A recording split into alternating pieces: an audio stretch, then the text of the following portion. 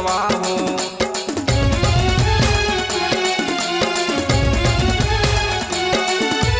लालन hotel में चलना तो नाश्ता कराहूँ। पानी पानी के पेड़ा मिठाई मन भर के खवाहूँ।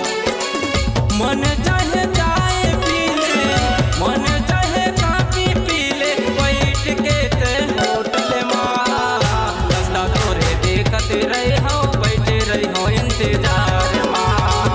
रास्ता तोरे देखते रहे हो, बैठे रही हो इंतजार माँ।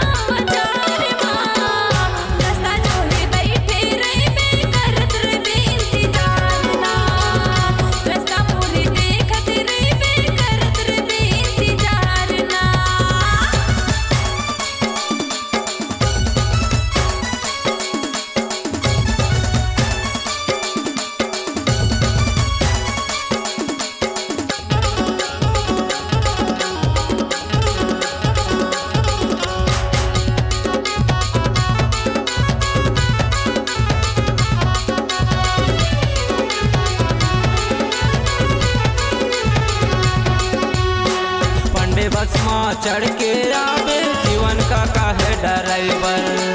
मोर नावला बता देबे वो नहीं लगे किराया।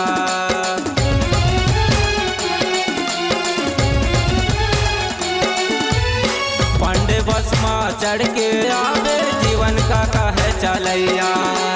मोर नावला बता देबे वो नहीं लगे किराया।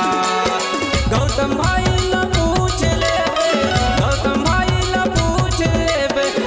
मोबाइल दुकान ला रास्ता तोरे देखते रहे हो, बैठे रहे हो इंतजार माँ। रास्ता तोरे देखते रहे हो, बैठे रहे हो इंतजार।